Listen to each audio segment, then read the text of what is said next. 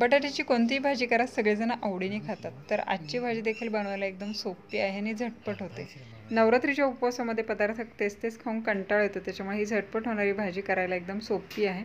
खायचं म्हटलं तरी अगदी अशीच खायलाही छान लागते किंवा उपवासाच्या भाकरीबरोबर खाऊ शकतो. आणि इतर वेळी करायचं म्हटलं तरी सगळेजण नक्की आवडीने खातील. आणि साहित्य फार काही नाही आहे. इथे 2 मोठे बटाटे असे स्वच्छ धुवून घेतलेले आहे. त्यानंतर त्याची साल काढलेली आहे आणि पाण्यामध्ये ठेवलेली आहे. तर त्यानंतर आपल्याला हे किसून घ्यायचे आहेत. तर ही मोठ्या होलची किसणी आहे, याने ही किसून घ्यायची आहेत. तर किसायला देखील एकदम सोपं आहे. बटाटा किसण्यासाठी ह्या मोठ्या होलच्या किसणीचाच वापर करायचा आहे. जर बारीक होलने जर आपण किसली तर भाजी सगळी अशी गोळा होऊन जाते. सगळं साहित्य जे आहे ना व्यवस्थित मिक्स होत नाही.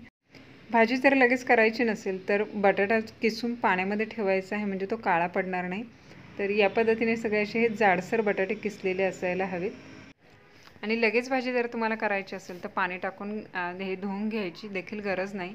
पण एक होतं, पाण्याने हे बटाटे किसल्याच्या नंतर जर धुतले नाही तर याच्यामध्ये स्टार्च असतं आणि स्टार्च जर निघालं नाही तर भाजी शिजवल्याच्या नंतर त्याच्यामध्ये थोडासा चिकटपणा येतो. आणि जर धुवून घेतले तर भाजी एकदम सुटसुटीत अशी होते. इथे दाखवायचं राहून गेलं, पण भाजी मी धुवून घेतलेली आणि पाणी निथळण्यासाठी ही चाळणीवर टाकली होती. पटकन पाणी निथळलं जातं. या व्यतिरिक्त फार काही तयारी भाजीसाठी करायची नाही आहे. इकडे कढईमध्ये 2 चमचे तेल गरम करून घेतलेले आहे. त्यामध्ये फोडणी घालूया. जिरे टाकलेली आहे पाव छोटा चमचा. ताजी कढीपत्त्याची 4 ते 5 पानं टाकलेली आहे आणि मिरच्या कापून टाकलेल्या आहे. इथे लाल हिरव्या अशा मिक्स करून टाकलेल्या आहे. कढीपत्त्याचा मस्त असा सुगंध सुटलेला आहे. उपवासाची भाजी आहे, नवरात्रीसाठी आपण बनवत आहोत.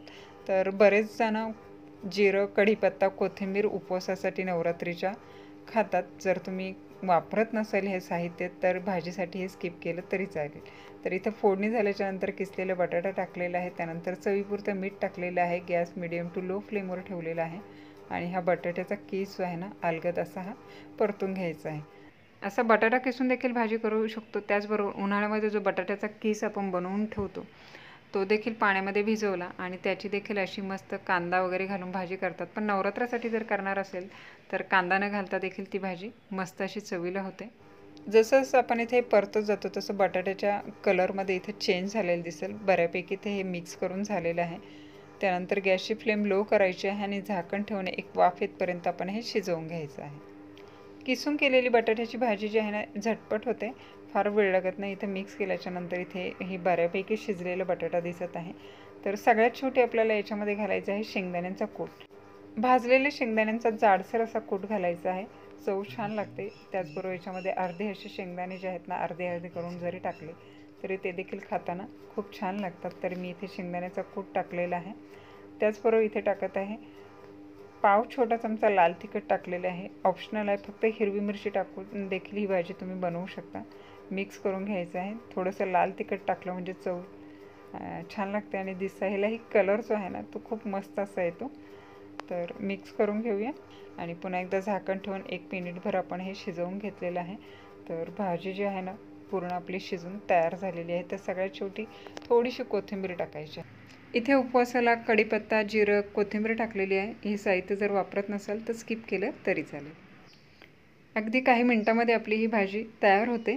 उपवासाला तर चालतेच, पण इतर वेळी देखील आपल्याला बनवायची असेल मुलांच्या टिफिनसाठी वगैरे तरी एकदम परफेक्ट अशी भाजी आहे. मुलं देखील आवडीने खातील. तर 9 दिवसाचे उपवास चालू झालेले आहेत आणि यामध्ये हे तेच पदार्थ खाऊन कंटाळा येतो. तर अशावेळी ही झटपट केलेली बटाट्याची भाजी चवीला छान लागते. अगदी हे अशीच खायचं म्हटलं ना तरी खाऊ शकतो किंवा भाकरीबरोबर खाऊ शकतो. तर घरी करून पहा आणि रेसिपी जर आवडली असेल तर रेसिपीला लाईक, कमेंट, शेअर करा. चॅनलला सबस्क्राईब करा. त्या बाजूला असलेलं बेलायकॉनचं बटन प्रेस करा. त्यामुळे येणाऱ्या सगळ्या नवीन रेसिपीचं नोटिफिकेशन सगळ्यात आधी तुम्हाला मिळेल. तर पुन्हा भेटूया अशाच एका नवीन रेसिपीचं. तोपर्यंत टेक केअर, बाय बाय.